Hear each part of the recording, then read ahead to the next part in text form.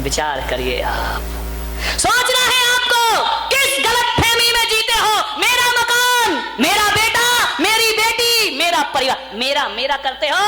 बकरी जो मैं करे अपनी खाल खिंचाए, और मैना जो मैं ना कहे दूध भात नित खाए। ध्यान रखिए, ज्यादा मैं करके मत जियो। क्या है तुम्हारा, विचार करिए। आज घर जाना और घर जाकर के देखना जैन दर्शन क्या कहता है। घर जाना और घर जाकर के तुम्हारे घर के किसी कोने में एक छिपकली बैठी होगी। उस छिपकली से पूछना कि बहन जरा ये बता ये घर किसका है। जवाहर सेठ, पूछना ये घर किसका है।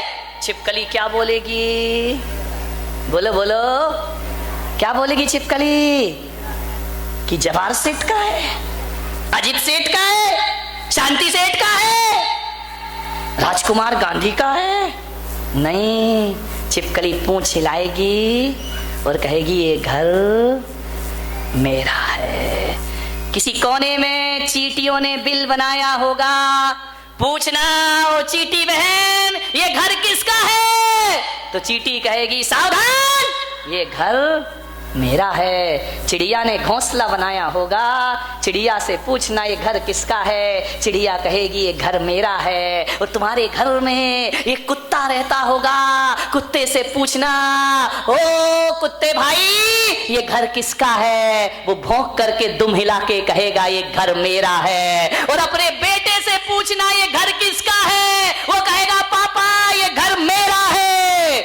और तुम भी कहते हो ये घर मेरा है। कुत्ते की सोच में और तुम्हारी सोच में ज्यादा अंतर नहीं है मेरे भाई। कुत्ता भी कहता है घर मेरा है और तुम भी कहते हो कि घर मेरा है। और घर तुम सबको देख के हंस रहा है कि ये नादान मैं खड़ा रहूंगा और तू यहाँ से बाहर निकाल दिया। जा, कौन सा घर मेरा, कौन सा घर मेरा। किस गलतफहमी में जीते हो। बेटा मेरा, बेटी मेरी, पागल हो गए हो। कौन बेटा कौन बेटी। एक बात याद रखना, बेटा तुमसे पैदा हुआ है, तुम्हारा नहीं है। ध्यान रखना, इस भ्रम में मत जीना कि मेरा बेटा है। पैदा तुमसे हुआ है लेकिन तुम्हारा नहीं है। वो बेटा बहू की अमानत है। ध्यान रखना, तुम्हारा क्या है इस संसार में। बेटा बहू की अमानत है। जिस दिन बहू आएगी अपनी अमानत वापस ले लेगी। ध्यान रखना, बेटी दामाद की अमानत है। जिस दिन दामाद आएगा बेटी ले लेगा। अब तुम्हारा क्या है। मकान कुत्ते की तरह चिल्ला रहे मेरा मेरा मेरा, वो भी तुम्हारा नहीं है। विचार करिए, बेटी दामाद की है, अमानत है। बेटा बहू की अमानत है। अब क्या है तुम्हारा। ये शरीर, ये शमशान की अमानत है। एक दिन शमशान तुमसे वापस मांग लेगा। अब क्या बचा। अब ये आत्मा, ये भी तुम्हारी नहीं, ये उस परमात्मा की अमानत है। ध्यान रखिए, इन अमानती सामानों में जी के मेरा मेरा कहते हो।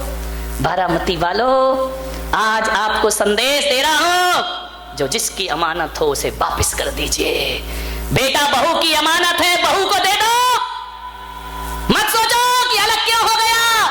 उसकी अमानत है, उसने ले ली। बेटा बहू की अमानत है, उसे बहू के हवाले करो। बेटी दामाद की अमानत है, उसे दामाद के हवाले करो। शरीर शमशान की अमानत है, शमशान के हवाले करो।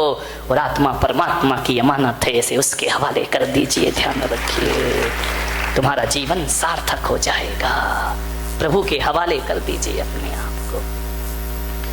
लोग कहते हैं जब सिकंदर और रावण धरती पर चलते थे तो धरती कांपती थी। अरे धरती कांपती नहीं थी मेरे भाई, धरती इन लोगों पे हंसती थी, मजाक बनाती थी। धरती कहती थी ये मेरे अंश होकर मुझ पे ही अकड़ के घूमता है, एक दिन तुझे मुझ में ही आके समाहित हो जाना है। आपको मालूम है हमारे देश में एक प्रांत का नाम है कन्याकुमारी, मालूम है? कश्मीर से कन्याकुमारी। कन्याकुमारी का मतलब जानते हो? ये नाम केवल भारत के एक प्रांत में, दुनिया में कहीं ना मिलेगा। वो कन्याकुमारी नाम क्या कहता है समझ लीजिए। वो कन्याकुमारी कहता है कि इस देश की धरती की मांग हर किसी ने भरना चाहिए। सिकंदर आया, उसने मांग भरना चाहिए, वो पति बनना चाहा। भरत चक्रवर्ती ने मांग भरी, उसने सोचा इस धरती का पति मैं बन जाऊंगा, अधिपति बन जाऊंगा। रावण ने भरी, सब आए इस धरती की मांग भरने। धरती ने कहा तुम हमारी मांग क्या भरोगे, मांग भरने से पहले तुम हम में ही समाहित हो जाते हो। अरे ये धरती पहले भी कुमारी थी और आज भी कुमारी है, इसलिए हमारे देश में कन्या कुमारी। ध्यान रखिए, कोई मांग नहीं भर पाया इस धरती की, कोई अधिपति नहीं बन सका। तेरे जैसे लाखों आए, लाखों इस माटी ने खाए।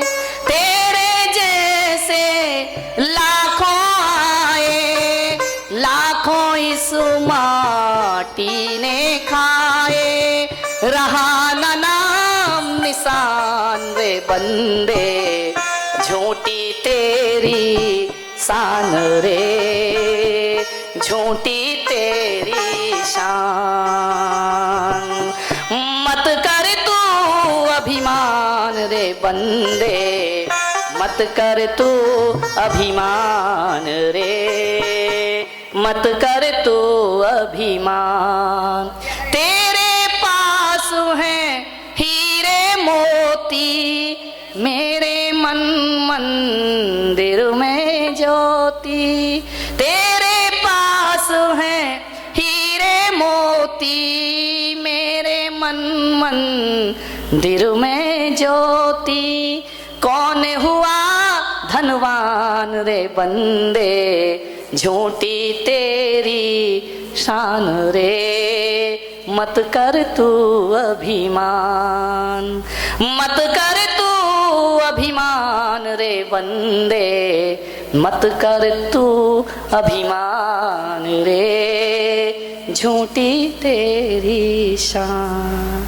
किस पर अकड़ के घूमता है आदमी, अरे माटी के पुतले ना इतरा के चल, तेरे जीवन का कोई भरोसा नहीं। बूंद पानी के पड़ते ही गल जाएगा, कच्चे बर्तन का कोई भरोसा नहीं। ध्यान रखिए, किस पर अकड़ता है आदमी, कहां भागोगे, कहां जाओगे।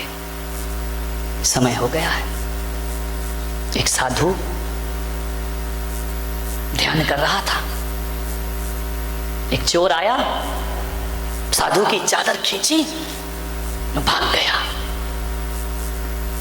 साधु ने देखा मेरी चादर चोरी करके भाग रहा है। चोर भाग रहा है पूरब की तरफ, साधु ने कहा छोड़ मेरी चादर। साधु भागा पश्चिम की तरफ। लोगों ने कहा कि बाबा जी चोर तो वो जा रहा है और तुम इधर क्यों भाग रहे हो, उसके पीछे भागो। संत ने कहा मैं काहे को भागू उसके पीछे। बोले क्यों?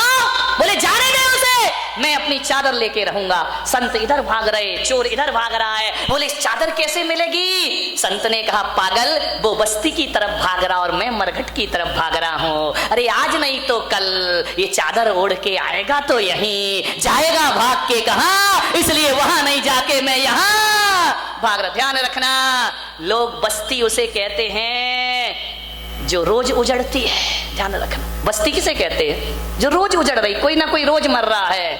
और मरघट उसे कहते हैं जहां लोग रोज बसते हैं जाकर के, एक बार गए तो फिर वहां से लौटते। हकीकत में देखा जाए तो मरघट तो ये है जहां हम लोग रहा करते हैं, बस्ती तो वो है जहां चले गए तो फिर लौट करके वापिस नहीं। मरघट किसे कहते हैं बताइए? तुम तो उसे कहते हो जहां मुर्दे जलाते हैं। मैं पुलक सागर कहता हूं वो मरघट नहीं, वो बस्ती है। मरघट क्या होता है? जिस घर में जहां पर प्राण जाए घट, वो कहलाता है मरघट। असली मरघट तो ये घर ही है तुम्हारे, ध्यान रखिए, यही प्राण घट। आज तक कोई मरघट में जाके मरा है? कहां मरते हो? घर में। एक आदमी आया बिठला, उसने नया नया मकान बनाया, मेरे से बोला कि इसका नाम रख दो। मैंने कहा मेरे से मत रखवा। बोले नहीं नाम रख दो। मैंने कहा लिख दे मरघट। बोले मरघट मैंने कहा हाँ। मैंने कहा तेरे प्राण यहीं घटेंगे, ध्यान रखना। जहां प्राण घटते हैं वो मरघट होता है, और जहां प्राण बस जाते हैं वो बसती हुआ करती है। मान्यवर, उस साधु ने कहा चादर लेकर आएगा तो, क्योंकि बिना ओढ़े तो आएगा नहीं, और जब कफन उतरेगा मैं अपनी चादर खींच लूंगा। ध्यान रखिए मान्यवर, ये जिंदगी की बहुत बड़ी सच्चाई है। समय आपका हो गया, कल अंतिम प्रवचन है। बस यही करूंगा, यही निवेदन मेरा आपसे होगा, ज्यादा कुछ नहीं। न तेरा न मेरा एक होगा, न तेरा लाख होगा। न मेरा एक होगा, न तेरा लाख होगा। न मेरी तारीफ होगी, न तेरा मजाक होगा। न मेरी तारीफ होगी, न तेरा मजाक होगा। गरूर मत कर इस शरीर पर, तेरा भी खाक होगा, मेरा भी खाक होगा। ध्यान रखना, एक मुट्ठी राख से ज्यादा आदमी की कोई औकात नहीं हुआ करती है।